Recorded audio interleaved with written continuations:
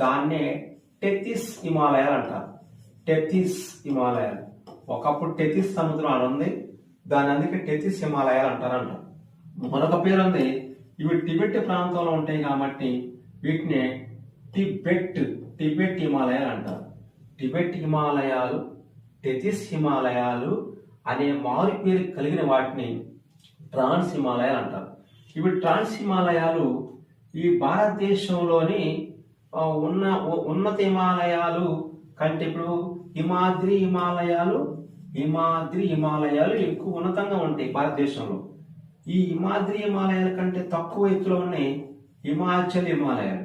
హిమాచల్ కంటే తక్కువ ఎత్తులో ఉన్నది శివాలిక్ హిమాలయాలు. ఈ శివాలిక్ హిమాలయాల కంటే హిమాచల్ ఎక్కువ ఎత్తులో ఉంటాయి, హిమాచల్ కంటే ఎక్కువ హిమాద్రి ఉంటాయి. హిమాద్రి కంటే కూడా ఎక్కువ ఎత్తులో ఉన్న వాటిని ట్రాన్స్ హిమాలయాలు అంటారు.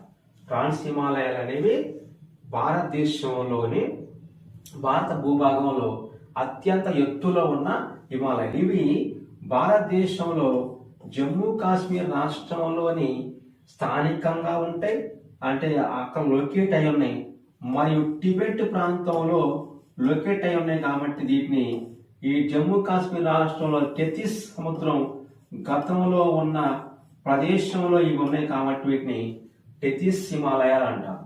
టిబెట్ ప్రాంతంలో ఉన్నాయి కాబట్టి వీటిని టిబెట్ హిమాలయాలు అంటాం. అలా జమ్మూ కాశ్మీర్ మరియు టిబెట్ ప్రాంతంలో ఉన్న హిమాలయాల పేరే